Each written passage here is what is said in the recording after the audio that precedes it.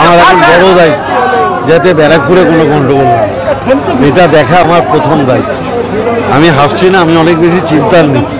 আমাকে এখন সবার সাথে কথা বলে মনিটরিং করতে হবে যাতে কোথাও কোনো গণ্ডগোল না। সেটা আসলে বোঝেন তো, জিতলে একটু জয় বাংলা, ও তো ভিতর থেকে একটা অ্যাড্রিনাল বেরোয়, সেটার বহিঃপ্রকাশ আমি সবাইকে নিয়ে এসেছি। আপনি দেখেছেন আমি কাউকে যেতে, আমি নিজে যেহেতু গুন্ডারাজের বিরুদ্ধে কথা বলেছি, আমি চাইবো না ব্যারাকপুরে কোনো অশান্তি হোক। পুরের মানুষকে উৎসর্গ করবো, এর বাইরে কাকে করবো।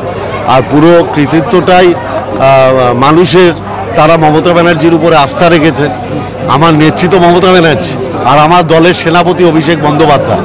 মমতা ব্যানার্জি আমায় প্রার্থী করেছেন, অভিষেক বন্দ্যোপাধ্যায় আমার রণকৌশল ঠিক করেছে।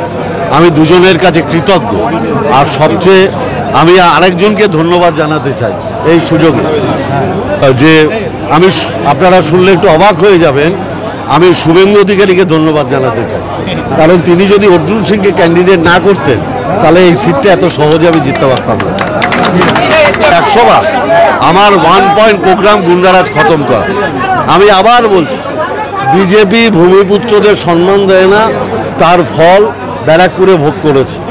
এই ব্যারাকপুরে যদি বিজেপির অন্য কোনো প্রার্থী হতো, সে অনেক বেশি কড়া প্রতিদ্বন্দ্বিতা করতে পারত। এই জয় হচ্ছে জনগণের জয়, এই রায় হচ্ছে জনগণের রায়।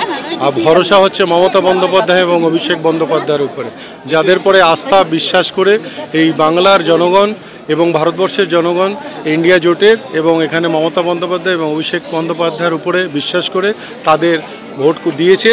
আর তাই এই জয়, আর এই জয় আগামী দিন পুরো ভারতবর্ষের রূপরেখা চেঞ্জ করে দেবে।